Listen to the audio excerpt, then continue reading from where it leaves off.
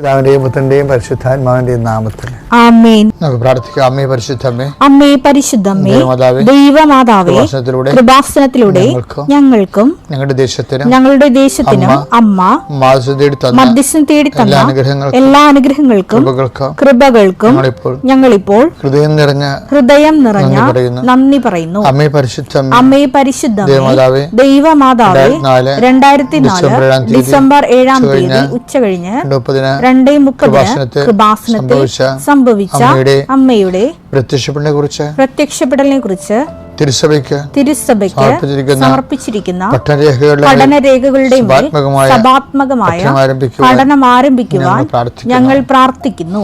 അമ്മേ പരിശുദ്ധമ്മേ, ഭൂസ്വർലോകങ്ങളുടെ രാജ്ഞിയായ അങ്ങേയ്ക്ക് ഭൗമ സംരക്ഷണത്തിനായി പ്രപഞ്ച പ്രകൃതിയെ തന്നെ തിരുസഭ പ്രതിഷ്ഠിക്കുവാൻ ഈ പ്രത്യക്ഷീകരണം വഴി ഇടയാക്കണമേ. പരിശുദ്ധമ്മേ, ജപമാല മാതാവേ, സകല കൃപാസനം പ്രാർത്ഥനകളോടും ചേർത്ത് ഞങ്ങളിപ്പോൾ പ്രാർത്ഥിക്കുന്ന ഈ കുടുംബത്തിന്റെ പ്രത്യേക നിയോഗം. ഇന്നത്തെ നിയോഗം പറമക്കളെ, അമ്മയുടെ പ്രത്യക്ഷീകരണത്തിന്റെ ഈ അനുഗ്രഹവേളയിൽ ഞങ്ങൾക്ക് സാധിച്ചു തരുവാൻ കനിയണമേ. ആമേൻ. വിശ്വാസ പ്രമാണം. സർവശക്തനായ പിതാവും ആകാശത്തിന്റെയും ഭൂമിയുടെയും സൃഷ്ടാവുമായ ദൈവത്തിൽ ഞാൻ വിശ്വസിക്കുന്നു. അവിടുത്തെ ഏകപുത്രനും ഞങ്ങളുടെ കർത്താവുമായ ഈശോ മിശിഹായിലും ഞാൻ വിശ്വസിക്കുന്നു. ഈ പുത്രൻ പരിശുദ്ധാത്മാവിനാൽ ഗർഭസ്ഥനായി കന്യകാമറിയത്തിൽ നിന്ന് പിറന്ന് പൊന്തിയോസ് പീലാത്തോസിന്റെ കാലത്ത് പീഡകൾ സഹിച്ച് കുരിശിൽ തറയ്ക്കപ്പെട്ട് മരിച്ച് അടക്കപ്പെട്ട് പാതാളങ്ങളിൽ ഇറങ്ങി മരിച്ചവരുടെ ഇടയിൽ നിന്ന് 3-ാം നാൾ ഉയർത്ത് സ്വർഗത്തിലേക്ക് എഴുന്നള്ളി സർവശക്തിയുള്ള പിതാവായ ദൈവത്തിന്റെ വലതുഭാഗത്തിരിക്കുന്നു. അവിടെ നിന്ന് ജീവിക്കുന്നവരെയും മരിച്ചവരെയും വിധിക്കുവാൻ വരുമെന്നും ഞാൻ വിശ്വസിക്കുന്നു. പരിശുദ്ധാത്മാവിലും ഞാൻ വിശ്വസിക്കുന്നു.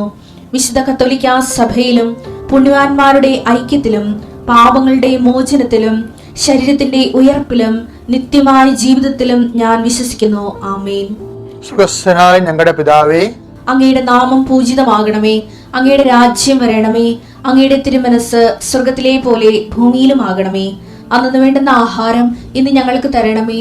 ഞങ്ങളോട് തെറ്റ് ചെയ്യുന്നവരോട് ഞങ്ങൾ ക്ഷമിക്കുന്നത് പോലെ ഞങ്ങളുടെ തെറ്റുകൾ ഞങ്ങളോടും ക്ഷമിക്കണമേ. ഞങ്ങളെ പ്രലോഭനത്തിൽ ഉൾപ്പെടുത്തരുതേ, തിന്മയിൽ ഞങ്ങൾ രക്ഷിക്കണമേ. ആമേൻ. നന്മ നിറഞ്ഞ മറിയമേ, സ്വസ്തി. കർത്താവ് അങ്ങയുടെ കൂടെ സ്ത്രീകളിൽ അങ്ങ് അനുഗ്രഹിക്കപ്പെട്ടവളാകുന്നു. അങ്ങയുടെ ഉദരത്തിൻ ഫലമായി ഈശോ അനുഗ്രഹിക്കപ്പെട്ടവനാകുന്നു. പരിശുദ്ധ മറിയമേ, തമ്പുരാന്റെ അമ്മേ, പാപികളായ ഞങ്ങൾക്ക് വേണ്ടി ഇപ്പോഴും ഞങ്ങളുടെ മരണസമയത്തും തമ്പുരാനോട് അപേക്ഷിക്കണമേ. ആമേൻ. കർത്താവേ, നിന്റെ ഉന്നതമായ നാമത്തിന് സ്തോത്രം ചെയ്യുന്നു. എന്റെ കർത്താവേ, നിന്റെ വിശുദ്ധ പൗരോഹിത്യത്തെ മഹത്വപ്പെടുത്തണമേ. എന്റെ കർത്താവേ, സഭയിലുള്ള സാന്നിധ്യം പ്രകടമാക്കണമേ. 39 വർഷം ഞാൻ അർപ്പിച്ച കൃപാനയുടെ യോഗ്യതയാൽ കൃപാസനത്താരെ ജീവനോടെ പ്രത്യക്ഷപ്പെട്ട പരിശുദ്ധ അമ്മയുടെ മാധ്യസ്ഥത ഇപ്പോൾ പ്രാർത്ഥിക്കുന്ന മക്കളുടെ മേൽ കർത്താവിൻ്റെ സത്യവട്ടെ. ഇന്നത്തെ നിങ്ങളുടെ യാത്രാമേൽ കർത്താവിൻ്റെ കൃപ ചൊരിയട്ടെ. നിങ്ങളുടെ ചിന്തകൾ, നിങ്ങൾ മറ്റുള്ളവരോട് സംസാരിക്കുന്ന സംസാരങ്ങൾ, ഇടപാടുകൾ, ഇടപഴകലുകൾ, ചർച്ചകൾ, തീരുമാനങ്ങൾ കർത്താവ് അനുഗ്രഹിക്കട്ടെ. മുഖാരഹിതർക്ക് വേണ്ടി പ്രാർത്ഥിക്കുന്നു. വീട്ടിലേക്ക് വഴിയില്ലാത്തവർക്ക് വേണ്ടി പ്രാർത്ഥിക്കുന്നു. വെള്ളം പോലും കൃത്യമായിട്ട് കിട്ടാത്തവരെ സംബന്ധിച്ച് പ്രാർത്ഥിക്കുന്നു. എൻ്റെ കർത്താവിനുമായ നാമത്തിൽ നീ അനുഭവിക്കുന്ന ഭൗതികമായ എല്ലാവിധ പ്രതിസന്ധികൾക്കും യേശുക്രിസ്തു നാമത്തിൽ കൃപാസനത്താരെ ജീവനോടെ പ്രത്യക്ഷപ്പെട്ട പരിശുദ്ധയുടെ മാധ്യസ്ഥത്തിൽ യേശു നാമത്തിൽ പരിഹാരം ഉണ്ടായിട്ട് പ്രാർത്ഥിക്കുന്നു. മദ്യപാനികളുണ്ട് ഈശോയെ, കുടുംബത്തിൽ എപ്പോഴും കലഹം ഉണ്ടാക്കുന്നതിന് വേണ്ടി, സ്വന്തം കഴിവുകേടുകളും നിറവുകേടുകളും മറച്ചു വെക്കുന്നതിന് വേണ്ടി കണ്ടവരുടെ മനുഷ്യൻ്റെ കടുത്തേക്ക് കയറിക്കൊണ്ട് എപ്പോഴും ഒരു ചർച്ചാ വിഷയമാകുന്ന വ്യക്തികളെ ഓർത്ത് അവരുടെ മാനസിക രോഗങ്ങളെ സുഖപ്പെടുത്തണമെന്ന് പ്രാർത്ഥിക്കുന്നു. എൻ്റെ കർത്താവിൻ്റെ ഉന്നതമായ നാമത്തിൽ കൃപാസനത്താരെ ജീവനോടെ പ്രത്യക്ഷപ്പെട്ട പരിശുദ്ധയുടെ മാധ്യസ്ഥ നിങ്ങൾ അനുഗ്രഹിക്കപ്പെടട്ടെ. ലുക്ക 13:21 വായിച്ചേ. ഒരുവൻ അവനോട് ചോദിച്ചു, കർത്താവേ, രക്ഷ പ്രാപിക്കുന്നവർ ചുരുക്കമാണോ? എന്താ കാര്യം അറിയാവാ? അതൊക്കെ മുമ്പോട്ട് വചനമുണ്ട് അവിടെ, അത് വായിച്ചേ. അതിന്റെ മുകളിലുള്ള വചനം വായിച്ചേ. പട്ടണങ്ങളിലും ഗ്രാമങ്ങളിലും പഠിപ്പിച്ചുകൊണ്ട് അവൻ ജെറുസലേമിലേക്ക് യാത്ര ചെയ്യുകയായിരുന്നു. അപ്പൊ ഈ യാത്ര മുഴുവനും കൂടെ കക്ഷികളാ നിൽക്കണത്. പട്ടണങ്ങളിലും ഗ്രാമങ്ങളിലും ചുറ്റി കർത്താവുമായിട്ട് വളരെ ആ കർത്താവിൻ്റെ വചനത്തിൽ ഇങ്ങനെ നിർവൃതി കൊണ്ട് അഭിഷേകം പ്രാപിച്ച ഒരു വലിയ ആളാണിത്. എല്ലാ വീട്ടിൽ ചില ഗ്രാമങ്ങളിൽ ചെല്ലുമ്പോഴും ഇയാളുണ്ടാവും, പട്ടണം ചെല്ലുമ്പോൾ ഇയാളുണ്ടാവും. എല്ലാം കൂടി കേട്ടിട്ട് അവസാനം കർത്താവിനോട് ഡയറക്റ്റ് ചോദിക്കാൻ പറ്റുന്ന ഒരു സാധാരണ മനുഷ്യനാണ്. കേട്ട് കേട്ട് കേട്ട് കേട്ട് കർത്താവുമായിട്ട് നല്ല അടുപ്പമായി കഴിഞ്ഞപ്പോൾ ഒരു ഓർഡിനറി മാനാണ്. പക്ഷേ ഈ ഓർഡിനറി മാൻ്റെ കുഴപ്പം എന്ന് പറഞ്ഞാൽ ഇയാൾ എല്ലായിടത്തും കർത്താവ് ചില സ്ഥലത്ത് എല്ലാം ഉണ്ടാവും. കർത്താവിൻ്റെ പ്രസംഗത്തോട് ഭയങ്കര ഇഷ്ടമാണ്. അങ്ങനെ രാത്രിയും പകരും നാട്ടിലും നഗരത്തിലും ഒക്കെ ഇയാളെ കാണും. അങ്ങനെ ഈശോയോട് ഡയറക്റ്റ് സംസാരിക്കാൻ പറ്റുന്ന രീതിയിൽ അയാൾ അവസാനം ആത്മാർത്ഥമായിട്ട് വിളിച്ച് ചോദിക്കും, കർത്താവേ, ഞാൻ നിൻ്റെ കൂടെ ഈ ദിവസങ്ങളിലൊക്കെ ഉണ്ടായിരുന്നു, എല്ലാം കൊതിയോടുകൂടി കേട്ടു. എനിക്ക് മനസ്സിലായത് രക്ഷപ്പെടുന്ന ആൾക്കാർ ചുരുക്കമാണെന്നാണ്. ശരിയാണോ? ഞാൻ മനസ്സിലാക്കിയത് ശരിയാണോ? എന്താ ഈശോ പറയണമെന്ന് വേണ്ടി അവൻ അവരോട് പറഞ്ഞു, ഇടുങ്ങിയ വാതിലിലൂടെ പ്രവേശിക്കുവാൻ പരിശ്രമിക്കുവിൻ. ഞാൻ നിങ്ങളോട് പറയുന്നു, അനേകം പേർ പ്രവേശിക്കാൻ ശ്രമിക്കും, എന്നാൽ അവർക്ക് സാധിക്കുകയില്ല. എന്താ സംഭവം എന്ന് അറിയാം? അതായത് നമ്മൾ ഇതിൻ്റെ അകത്ത് ഭയങ്കര ഫിൽട്ടറിങ് ആണ്. ഒരു ഘട്ടത്തിൽ എല്ലാവരും കയറാൻ പറ്റും, അടുത്ത ഘട്ടത്തിൽ കുറച്ച് പേർ കയറാൻ പറ്റും, അടുത്ത ഘട്ടത്തിൽ ചുരുങ്ങി വരും. എന്ന് വെച്ച് കഴിഞ്ഞാൽ പക്ഷേ ദൈവത്തിൻ്റെ ആഗ്രഹം എന്താണ്? എല്ലാവരും രക്ഷപ്പെടണമെന്ന് തന്നെയാണ് ആഗ്രഹം.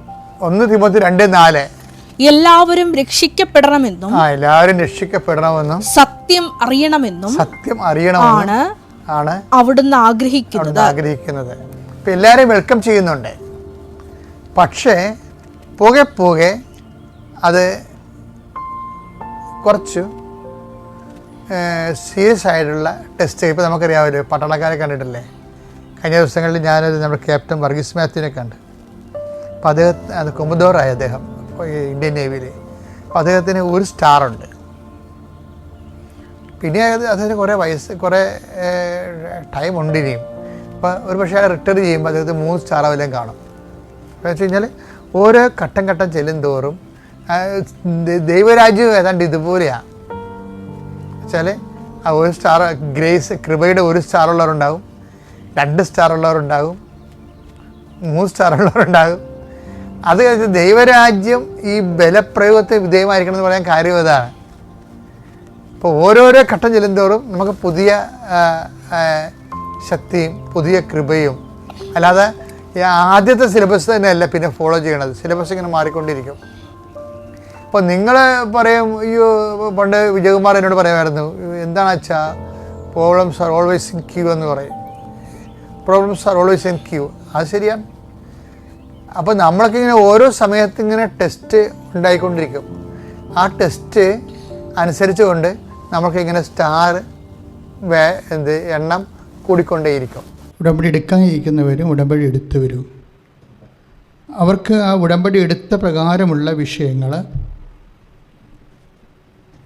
സുവിശേഷത്തിൻ്റെ ഒരു വിചാരധാര, ദ ഗോസ്പൽ റീസൺ അല്ലെങ്കിൽ ഗോസ്പൽ റീസണിങ്, സുവിശേഷം മുന്നോട്ട് വെക്കുന്ന, വിശ്വാസികളുടെ മുമ്പിൽ വെക്കുന്ന ഒരു ഡിവൈൻ റീസൺ ഉണ്ട്. നമ്മൾ പറയുന്നൊരു മാനുഷികമായ റീസൺ അല്ലത്.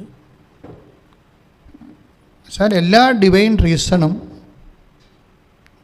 അനുസരിച്ച് ഈ ഉടമ്പടിയെ എങ്ങനെ സമീപിക്കാൻ പറ്റും, ഉടമ്പടി വിഷയങ്ങളെ എങ്ങനെ സമീപിക്കാൻ പറ്റും, ഉടമ്പടി വിഷയങ്ങൾ എന്താണ് ലക്ഷ്യം വെക്കുന്നത്, അങ്ങനെ വളരെ ശ്രദ്ധയോടെ ഇരിക്കേണ്ട.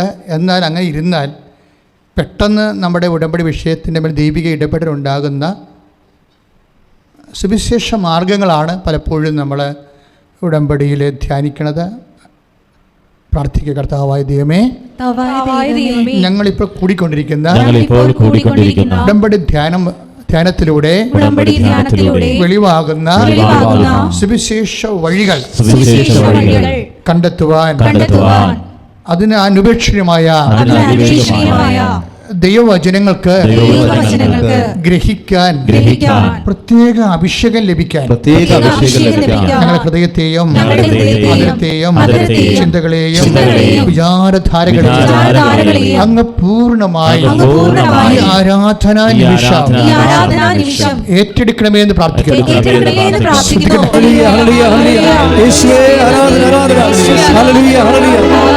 പ്രിയമുള്ളവരെ, നമ്മൾ ഉടമ്പടിയിൽ എന്താണ് നമ്മൾ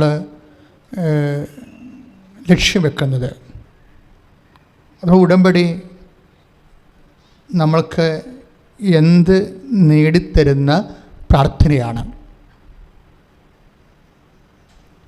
ഒറ്റ വാക്കിൽ പറഞ്ഞാൽ നമുക്കറിയാം, ഉടമ്പടിയും വാഗ്ദാനവുമായിട്ടാണ് ദൈവം കണക്ട് ചെയ്തിരിക്കുന്നത്.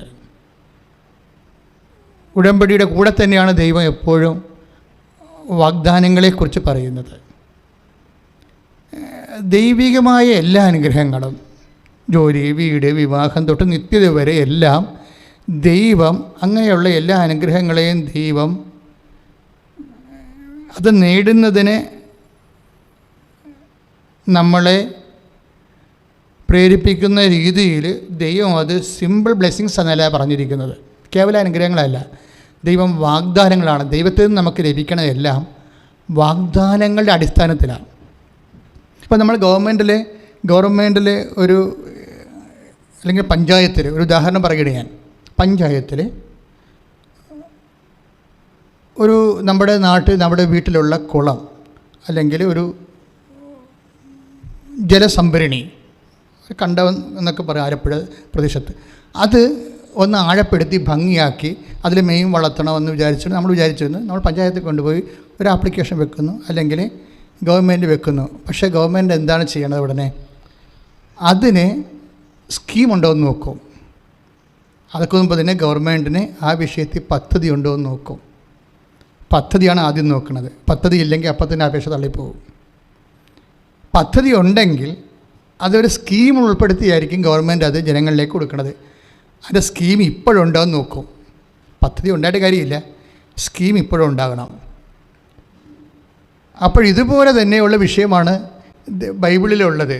പക്ഷേ ബൈബിളിലുള്ള ഒരു വിഷയം എന്ന് വെച്ച് കഴിഞ്ഞാൽ എല്ലാത്തിനും വേണ്ടി പദ്ധതി ഉണ്ടെന്നുള്ളതാണ്. എല്ലാത്തിനും വേണ്ടി സ്കീമുണ്ട്. അതാണ് ഈ ലോകത്തിൻ്റെ രാജ്യവും ദൈവരാജ്യവും തമ്മിലുള്ള വ്യത്യാസം. ഇപ്പോൾ ലോകരാജ്യത്തിൽ ഇന്ന ചില കാര്യങ്ങൾക്ക് ചില കാലങ്ങളിലായിരിക്കും പദ്ധതി ഉണ്ടാകണത്, സ്കീം ഉണ്ടാകണത്. ദൈവരാജ്യത്തിൽ എല്ലാ കാര്യങ്ങൾക്കും എല്ലാ കാലങ്ങളിലും സ്കീമുണ്ടാകും. ഈ ഒരു വ്യത്യാസമുണ്ട്. എല്ലാ കാര്യങ്ങൾക്കും സ്കീം ഉണ്ടാകുമെന്ന് പറഞ്ഞാൽ എന്താണെന്ന് അറിയാമോ? ഇപ്പോഴേ റിയ റേച്ചലിൻ്റെ സാക്ഷ്യം കേട്ടാൽ നമ്മൾക്ക് വളരെ സർക്കാസ്റ്റിക്കായിട്ട് തോന്നും. റിയ റേച്ചൽ എന്താ പറയണത്? ആ സാക്ഷ്യം നല്ല റീച്ചിങ്ങുള്ള സാക്ഷ്യമാണ്. അവരുടെ വിഷയം, അവരുടെ ഒരു 12 വയസ്സിൽ വെച്ച് അവരുടെ മുടി മൊത്തം പോകും, തലമുടി മൊത്തം നഷ്ടപ്പെടും. അപ്പോൾ നമുക്കറിയാമല്ലോ. എന്നിട്ട് ഇതിനു വേണ്ടി ഇവർ 8 കൊല്ലത്തോളം ചികിത്സ നടത്തും. കാര്യം പെൺകുട്ടിയാകുമ്പോൾ, വളർന്നു വരുന്ന പെൺകുട്ടിയാകുമ്പോൾ അവരത് പറയുന്നുണ്ട്. വളർന്നു വരുന്ന ഒരു പെൺകുട്ടിക്ക് തലമുടി നഷ്ടപ്പെട്ടാൽ ഉണ്ടാകുന്ന വിഷമങ്ങളെക്കുറിച്ച് ചിന്തിക്കാൻ പറ്റാത്ത മാനസിക പീഡ അവർ അനുഭവിക്കുകയാണ്. എല്ലാ മേഖലകളിലും അത് പ്രശ്നമാകും. അവരുടെ പ്രൊഫഷനെ ബാധിക്കും, വിവാഹത്തെ ബാധിക്കും, കുറേ പ്രശ്നങ്ങളാണ്. അല്ലാതെ നമ്മളൊരു തലമുടി കൊഴിഞ്ഞു പോകുന്ന പ്രശ്നം അല്ലത്. അത് മുന്നോട്ട് ചെല്ലുന്തോറും ഉത്കണ്ഠകളുടെ പെരുക്കമാണ് വരുന്നത്. എന്താ പറയണത്? അത് അവരുടെ പ്രൊഫഷനെ ബാധിക്കും തീർച്ചയായിട്ടും. പിന്നീട് അവരുടെ വിവാഹത്തെ ബാധിക്കും. ഇങ്ങനെ കുറേ വിഷയങ്ങളാണ് അവർ അഭിമുഖീകരിക്കുന്നത്. അതുകൊണ്ട് അവർ 8 കൊല്ലമാണ് ഈ റിയ റേച്ചല് ചികിത്സ നടത്തുന്നത്. ദാറ്റ് മീൻസ് 8 കൊല്ലം എന്ന് പറയുമ്പോൾ ഒരുമാതിരിപ്പെട്ട ലഭ്യമായിട്ടുള്ള എല്ലാവിധ ചികിത്സകളും അവരത് നടത്തുകയാണ്.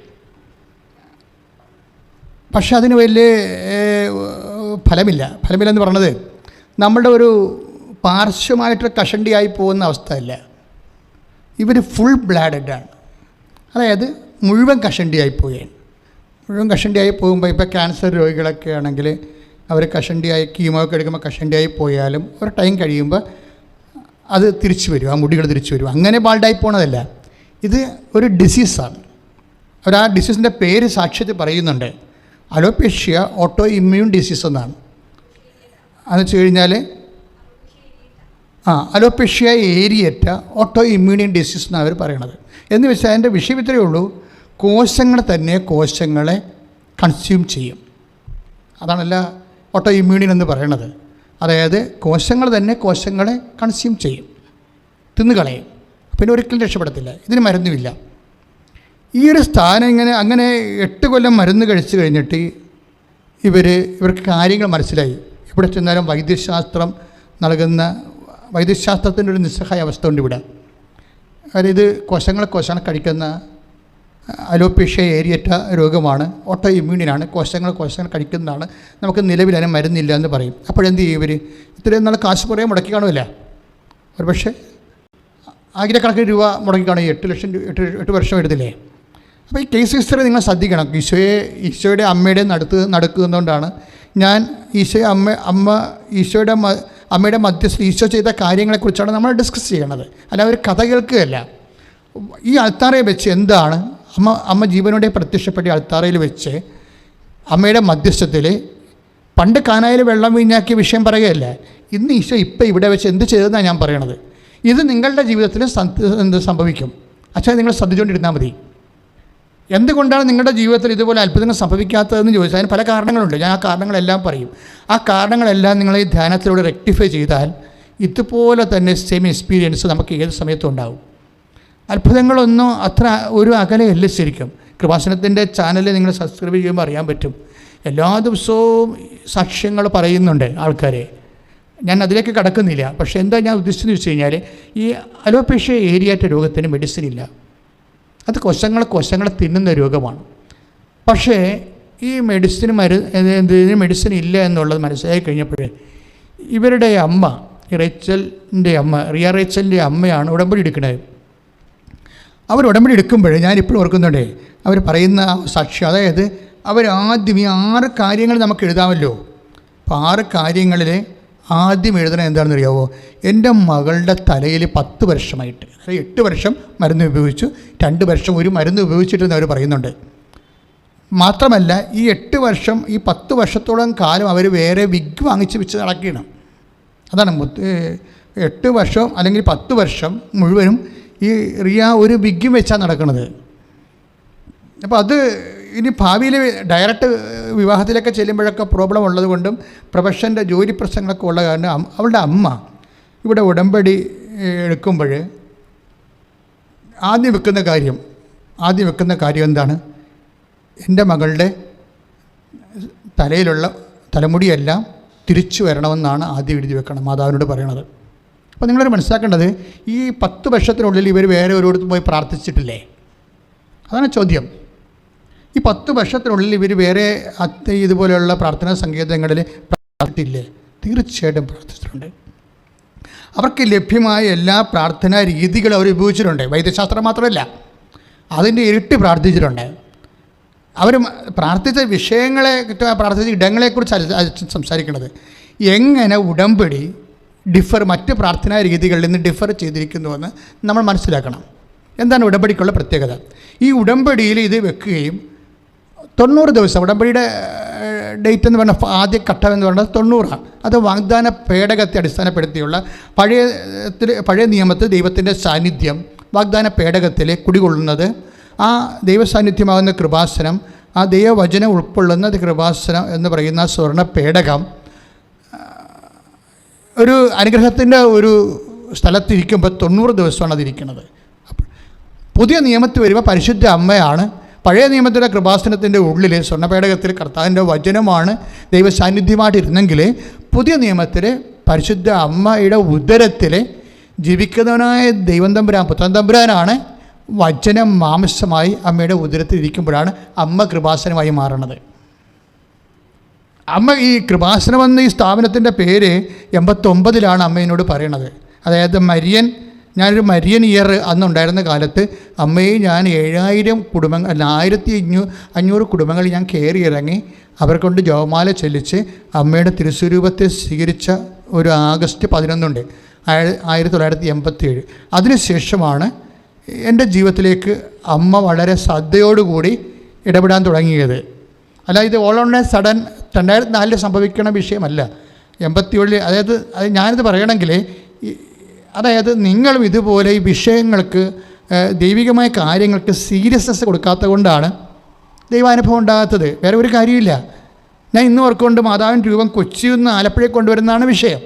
അതിൽ ഇതുപോലെ എല്ലാ ഇടവകാംഗങ്ങളെയും എഴുതിരിയും കത്തിച്ച് പുറത്തിറക്കി ആയിരങ്ങളെ കൊണ്ട് ജപമാല ചെല്ലിച്ച് അമ്മയെ സ്വീകരിക്കുമ്പോൾ, രാത്രി മുഴുവൻ പള്ളിയിൽ സ്വീകരിച്ചിട്ട് അവിടെ ഉണർന്നിരുന്ന് പ്രാർത്ഥിക്കുമ്പോൾ ആ പല ഇടവകകളിലൂടെയാണ് അമ്മ കടന്നു പോകുന്നത്. അപ്പം അമ്മയ്ക്കറിയാം ഏതെല്ലാം ഇടവകയിലൂടെ കടന്നു പോകുന്നുണ്ട്, എന്തൊക്കെയാണ് അവിടെയൊക്കെ സംഭവിച്ചതെന്ന്. ചില ആൾക്കാർ അട്ടിപ്പാർട്ടിക്കാർക്ക് പതാകയ്ക്ക് സ്വീകരണം കൊടുക്കണം, ഒരു മാലയെ വിട്ട് ഒരു കൈക്കാരന് ഒരു അച്ഛനൊക്കെ ഇട്ട് ഒരു മാലയൊക്കെ ഇട്ട് അമ്മയെ പറഞ്ഞു വിടും. ഇതെന്താ സംഭവം എന്ന് വെച്ച് കഴിഞ്ഞാൽ നമ്മൾ ദൈവത്തിന് എന്ത് പ്രാധാന്യം കൊടുക്കുന്നു, അതാണ് വിഷയം. അല്ല ഇതൊക്കെ ഒരു ആചാര അനുഷ്ഠാന വട്ടമായിട്ട് നമ്മൾ ചെയ്തു പോയാൽ അങ്ങനെ ചെയ്ത് നമ്മൾ മരിച്ചു പോകും. പക്ഷെ ഓരോ വിഷയവും എൻ്റെ ദൈവത്തെ മഹത്വപ്പെടുത്താൻ വേണ്ടി പരിശുദ്ധാത്മാവ് നമുക്കൊരു ഒരു ഒരു ഇൻറ്റ്യൂഷൻ തരണം. അതായത് പ്രെയർ സീരിയസ് ആയിട്ട് എടുക്കുന്ന ആൾക്കാർക്ക് ഇൻറ്റ്യൂഷൻ കിട്ടും. പ്രെയർ സീരിയസ് ആയിട്ട് എടുക്കുന്ന ചില ആൾക്കാർക്ക് വളരെ വൈകാരികമായിട്ട് എടുക്കാം. ഈ ദിവസങ്ങളിൽ തന്നെ ഈ റിയ റൈച്ചൻ്റെ സാക്ഷ്യത്തിൻ്റെ കൂടെ ഉള്ളൊരു സാക്ഷ്യം, അതുപോലെ രസകരമായൊരു സാക്ഷ്യമുള്ളത് ഷേർലി വട്ടിയൂർക്കാവാണ്, ട്രിവാൻഡ്രത്തെ ഷേർലിയുടെ സാക്ഷ്യം. ഷേർലിയുടെ സാക്ഷ്യം എന്ന് വെച്ചാൽ ഒരു മകന് ഇൻ്റർവ്യൂവിന് പരാജയപ്പെട്ട് കഴിഞ്ഞപ്പോൾ എന്താ ചെയ്തത്, എൻ്റെ ഫോറിൻ യൂണിവേഴ്സിറ്റിയുമായിട്ടുള്ള ഇൻ്റർവ്യൂ ആണ്, UK ഇൻ്റർവ്യൂ ആണ്. അവൻ +2 ആണ്. പക്ഷേ ആ ഫോൺ ഇൻ്റർവ്യൂവിൽ അവൻ പരാജയപ്പെട്ടപ്പോൾ അവൻ പറഞ്ഞ് അവന് ടെൻഷൻ, ഞാൻ പെട്ടെന്ന് ടെൻഷൻ കയറുന്ന ആളാണ്. അപ്പോൾ ഇങ്ങനെ പരാജയപ്പെട്ട പിന്നെ അവനെ തിരിഞ്ഞു നോക്കത്തില്ല. അപ്പോഴെന്താ അവർ ചെയ്യണത്, അവരെന്താ ചെയ്തതെന്ന് വെച്ച് കഴിഞ്ഞാൽ അവനോട് പറഞ്ഞ മകനെ നീ അടുത്ത ഇൻ്റർവ്യൂവിന് പങ്കെടുക്കും, നിനക്ക് അമ്മ അത് തരും. ഈ ചില അമ്മമാർക്കുണ്ടാകുന്ന ഒരു വിശ്വാസമുണ്ട്, അതായത് ഇവൻ തകർന്നു പോയി, ഇവൻ്റെ ആ ടൈപ്പ് അങ്ങനെയാണ്. പക്ഷേ ഷേർലി പറയും അടുത്ത ഇൻ്റർവ്യൂവിന് നീ പങ്കെടുക്കും, അമ്മ നിനക്കത് തരും. എന്നിട്ട് ഇവർ പറയണ ഒരു സാക്ഷ്യമുണ്ട്. ഞാനൊരു കാശിവൻ കൃപാസനത്തിൽ വന്ന് അച്ഛനോട് വെഞ്ചരിച്ചുകൊണ്ട് പോയിട്ട് ഞാൻ ഇൻ്റർവ്യൂവിന് പോണ സമയത്ത് അവൻ്റെ കാശിരൂപം അവൻ്റെ പോക്കലിട്ട് കൊടുത്തത്. പോക്കറ്റിലിട്ടതല്ല പ്രശ്നം, പോക്കറ്റിലിട്ടിട്ട് ആ കാശിരൂപത്തിലെ അമ്മയുടെ മുഖം അവൻ്റെ ഹൃദയത്തിലേക്ക് തിരിച്ചാണ് ഞാൻ ഇട്ടിരിക്കുന്നത്. ഒരാൾ ഒരു വിഷയം ചെയ്യേണ്ട രീതി കണ്ടില്ലേ, ഒരു കാശുരൂപമുണ്ട്, നീ ഇതുകൊണ്ട് പ്രാർത്ഥിക്കുക, അങ്ങനെയല്ല പറയണത്. അവർ പറയണത് ആ കാശുരൂപം കൊണ്ടുപോയിട്ട് അവൻ്റെ പോക്കറ്റ് ഇട്ടിട്ട് അത് മാതാവിൻ്റെ മുഖം അവൻ്റെ ഹൃദയത്തിലേക്ക് തിരിച്ചാണ് ഇരിക്കണമെന്ന് നോക്കിയിട്ട് അങ്ങനെ ഒരു പ്ലേസ് ചെയ്യുന്നതാണ് പറയണത്. ഇതെന്ന് പറയുന്നത് ഒരാളിന് ദൈവവുമായിട്ടുണ്ടാകുന്ന വൈകാരികമായ ഒരു ബന്ധമാണ്. വിശ്വാസം എന്ന് പറയുമ്പോൾ എപ്പോഴും എൻ്റെ മക്കൾ ശ്രദ്ധിക്കണം, വിശ്വാസം ഒരിക്കലും കേവല വിശ്വാസമായിട്ട് നിൽക്കത്തില്ല, വർക്കൗട്ട് ചെയ്യത്തില്ല. ഈ കേവല വിശ്വാസത്തിൻ്റെ കൂടെ ദൈവസ്നേഹം ഉണ്ടാകും, പ്രത്യാശ ഉണ്ടാകും. അപ്പോൾ ഇതെല്ലാം ഇങ്ങനെയാണ് നമ്മൾ വാഗ്ദാനം പ്രാപിക്കണത്. അപ്പോൾ അതിൻ്റെ എങ്ങനെയാണ് വാഗ്ദാനം പ്രാപിക്കണതെന്ന് ഞാൻ പറയണം. ഇപ്പോൾ ആദ്യത്തത്, ഇപ്പോൾ റിയ റൈച്ചൻ്റെ വിഷയം എന്താണ്, അവർ 90 ദിവസമായപ്പോൾ 10 വർഷത്തിന് ശേഷം ലോകത്തിലുള്ള മുഴുവൻ മരുന്നും എല്ലായിടങ്ങളിലും പ്രാർത്ഥനയ്ക്ക് ശേഷം ഉടമ്പടിയിൽ അമ്മേ എൻ്റെ മകൾക്ക് തലമുടിയില്ല, അമ്മ തിരിച്ച് തലമുടി വെച്ച് കൊടുക്കണം, അതാണ് എൻ്റെ ആദ്യ ഉടമ്പടി എന്ന് പറയുമ്പോൾ 90 ദിവസമാണ് ഉടമ്പടി ദിവസം. ആ 90-ാം പക്കം ആകുമ്പോൾ മുട്ടി വളർന്ന് അങ്ങോട്ട് കയറും. നിങ്ങൾ ആ സാക്ഷ്യം കേൾക്കണം, സാക്ഷ്യം ഇട്ട് കൊണ്ട് കിടപ്പുണ്ട്. എൻ്റെ വിഷയം എന്ന് വെച്ച് കഴിഞ്ഞാൽ ഈ ഓട്ടോ ഇമ്മ്യൂണി ഡിസീസ് വെച്ചാൽ കോശങ്ങൾ കഴിക്കുന്നത് കാരണം ഒരു കാലത്തും മുടി വരത്തില്ല. അപ്പോൾ ആ വിഷയത്തിൽ എത്ര പെട്ടെന്നാണ് ഉടമ്പടിയിൽ അതിനൊരു തീരുമാനം ഉണ്ടാകുന്നത്. അപ്പോൾ അസാധ്യമെന്ന് തോന്നണ ആ വിഷയത്തിന് ഉടമ്പടി തീരുമാനം ഉണ്ടായെന്നല്ല അച്ഛൻ്റെ പ്രശ്നം. ഉടമ്പടി തീരുമാനം ഉണ്ടായ സാക്ഷ്യത്തിലുണ്ടല്ലോ. എൻ്റെ വിഷയം ഉടമ്പടിയിൽ അതെങ്ങനെയാണ് ദൈവത്തിൻ്റെ ഇടപെടൽ ഉണ്ടായത്, ദൈവത്തിൻ്റെ ഇടപെടൽ എങ്ങനെയാണ് ഉടമ്പടിയിൽ ഉണ്ടായത്, പെട്ടെന്നുണ്ടായത്. അതെന്ന് വെച്ച് കഴിഞ്ഞാൽ അതിൻ്റെ കാരണം ഇവരുടെ വിശ്വാസമാണ്. ഒന്ന് വെച്ചാൽ റിയ റൈച്ചൻ്റെ അമ്മ മാതാവിൻ്റെ മധ്യസ്ഥത്തിൽ കലർപ്പില്ലാതെ വിശ്വസിക്കുന്നു.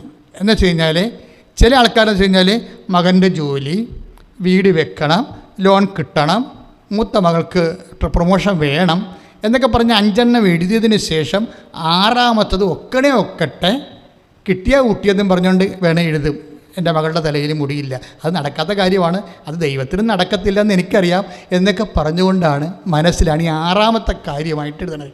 പലപ്പോഴും നമ്മൾ ശ്രദ്ധിച്ചാൽ മനസ്സിലാവും, ഉടമ്പടിയിൽ 6ാമത്തെ കാര്യം എഴുതുന്നത് നിങ്ങളുടെ വിശ്വാസം ഏത് ലെവലിലുള്ളതാണെന്ന് നമുക്കറിയാൻ പറ്റും.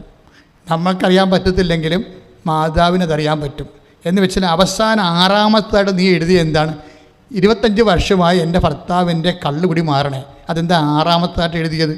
അതാണല്ല നീ ഇത്രയും നാൾ വിഷമിച്ച് ഭാരപ്പെട്ടിരിക്കണത്. ഇതെങ്ങനെയാണ് 6ാമത്തായിട്ട് വന്നത്? അപ്പം നിൻ്റെ മനസ്സ് തന്നെ പറയുന്നുണ്ട്, ഇത് ഞാൻ ചത്ത് മാത്രമേ ഇത് തീരത്തുള്ളൂ, ദൈവത്തിന് പോലും കുടി മാറ്റാൻ പറ്റത്തില്ല. അതാണ് ഈ 6ാമൻ്റെ പ്രശ്നം. അതായത് ഈ ഒരു ഒറ്റ 6ാമത് ഈ സാധനം വെച്ചിരിക്കണ കാരണം തന്നെ നിൻ്റെ മുഴുവൻ ഉടമ്പടി തള്ളിപ്പോകാൻ സാധ്യതയുണ്ട്. വളരെ ശ്രദ്ധിക്കേണ്ട കാര്യമാണ്. എന്താ വെച്ചാൽ നീ എന്താണ് ഈ 6ാമത് വെച്ചിരിക്കുന്നത്? ആറാമത്തെ വെച്ചിരിക്കാൻ കാരണം വെച്ച് കഴിഞ്ഞാൽ ആറാമത്തെ കാര്യം ചിലപ്പോൾ ഒത്താ കൊള്ളാം എന്നൊക്കെ പറഞ്ഞുകൊണ്ട് നടക്കത്തൊന്നുമില്ല. ദൈവത്തിന് പോലും ചെയ്യാൻ പറ്റത്തില്ല. ആ മനുഷ്യൻ ഇപ്പം 30 കൊല്ലമായി വെള്ളം അടിക്കണത്. കല്യാണ ദിവസം വരെ വെള്ളം അടിച്ചതാണ് ആ മനുഷ്യൻ. അപ്പോൾ അതെങ്ങനെ മാറാനാണ്? പിന്നെ മാതാവിന് ശക്തി ഉണ്ടെങ്കിൽ മാറട്ടെ. അപ്പോൾ ദൈവത്തിൻ്റെ ശക്തിയെയും പരിപാലനയും ചോദ്യം ചെയ്തുകൊണ്ടാണ് പലരും ആറാമത്തെ കാര്യം വെച്ചിരിക്കുന്നത്. പക്ഷേ ഈ ആറാമത്തെ കാര്യം ഇങ്ങനെ ദൈവത്തിൻ്റെ ശക്തിയെ ചോദ്യം ചെയ്ത് വെച്ചിരിക്കുന്ന കാരണം തന്നെ ഉള്ളതെല്ലാം തള്ളിപ്പോകാൻ സാധ്യതയുണ്ട്. അപ്പോൾ ഉടമ്പടി പുതുക്കാൻ വരുമ്പോൾ നിങ്ങൾ ശ്രദ്ധിക്കണം. ഉടമ്പടി പുതുക്കാൻ വരുമ്പോൾ നിങ്ങൾ ശ്രദ്ധിക്കണം. എന്താണ് കാര്യം? നമ്മളെ സംബന്ധിച്ചിടത്തോളം ഒരു മനുഷ്യനുമായിട്ടല്ല നമ്മൾ ഉടമ്പടി ചെയ്യണത്, ദൈവവുമായിട്ടാണ് ഉടമ്പടി ചെയ്യണത്. ഇപ്പോൾ റിച്ചലിൻ്റെ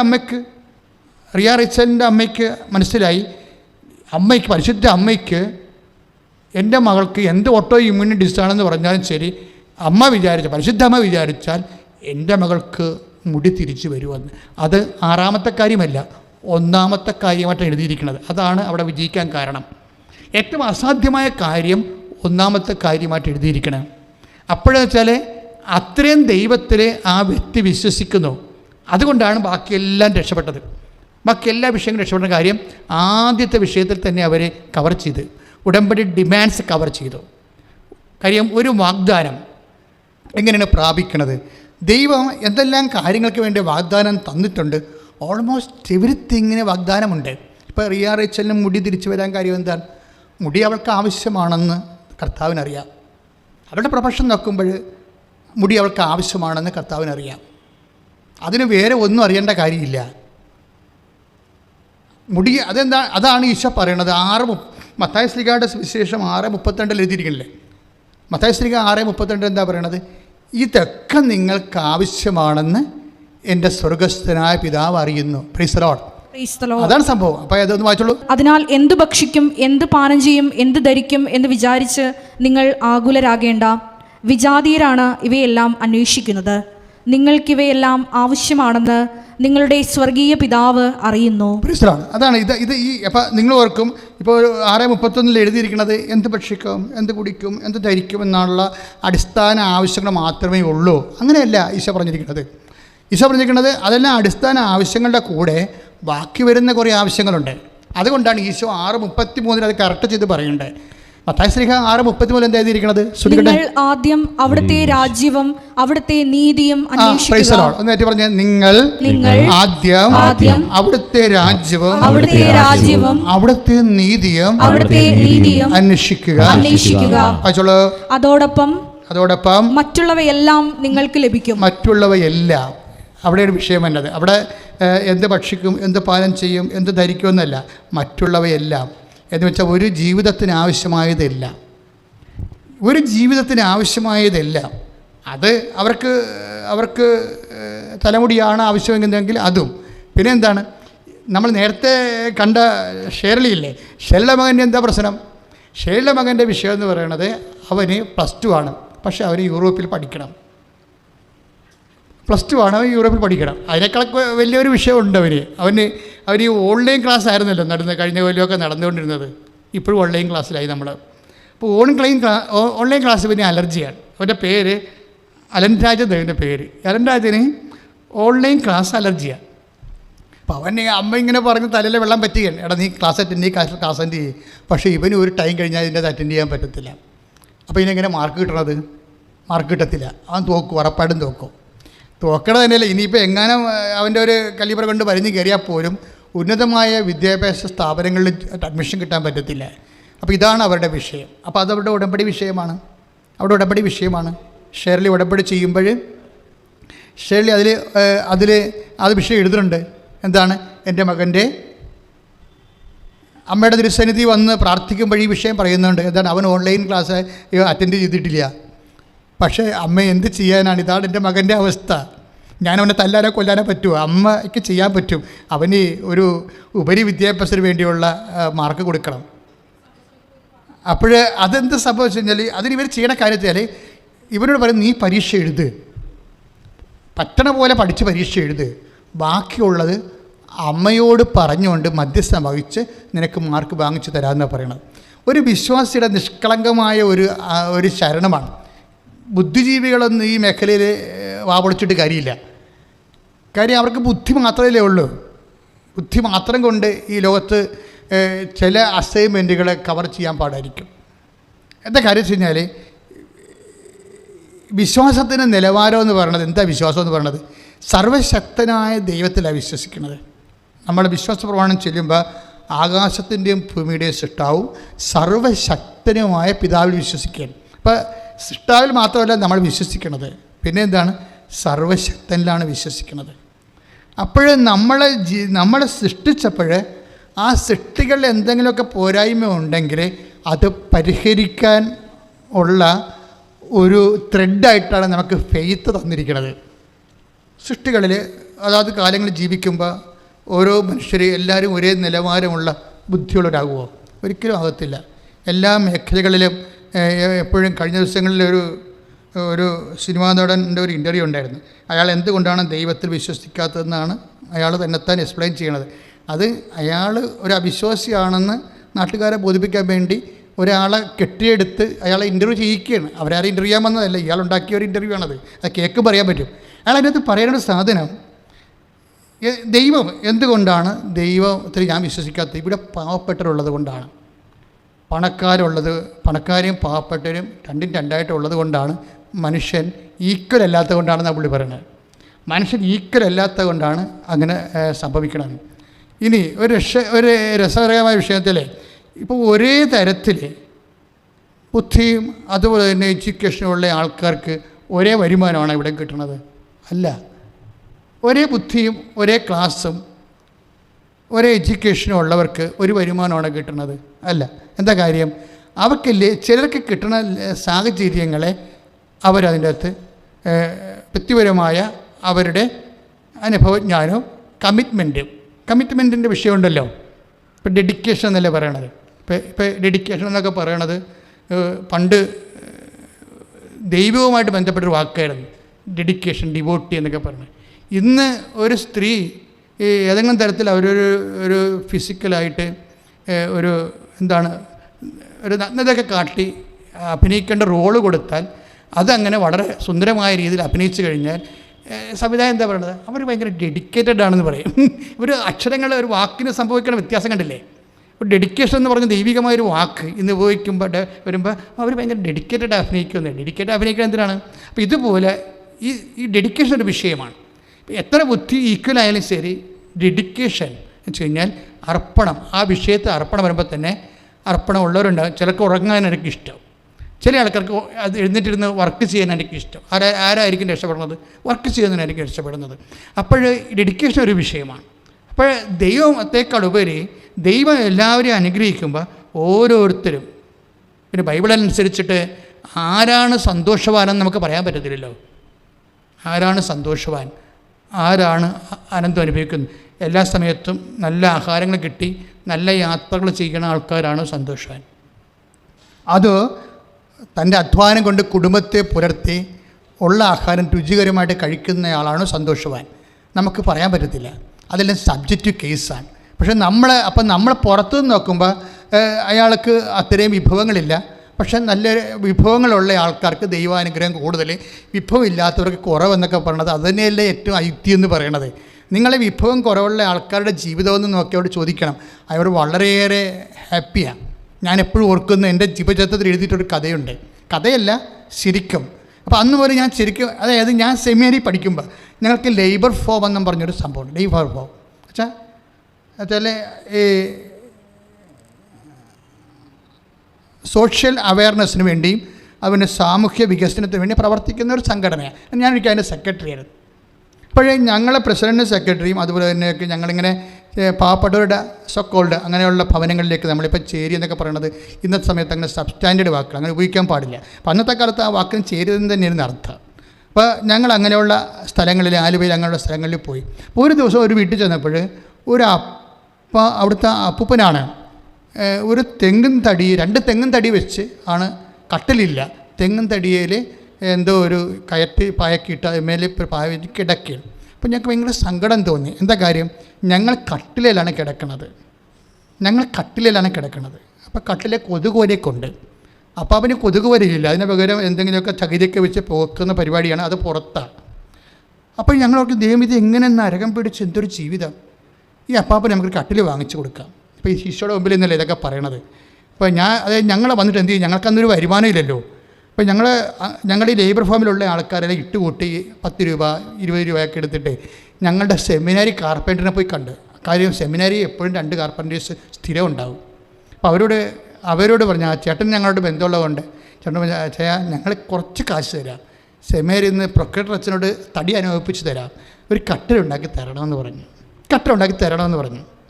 അപ്പോഴുടനെ അപ്പോൾ ആ ചേട്ടൻ കാർപ്പൻറ്റർ പറഞ്ഞു ഓക്കെ, പക്ഷേ ഈ ടൈമിന് പറ്റില്ല, 5 മണി വരെ എനിക്ക് വർക്കുള്ളതാണ് ഇവിടെ.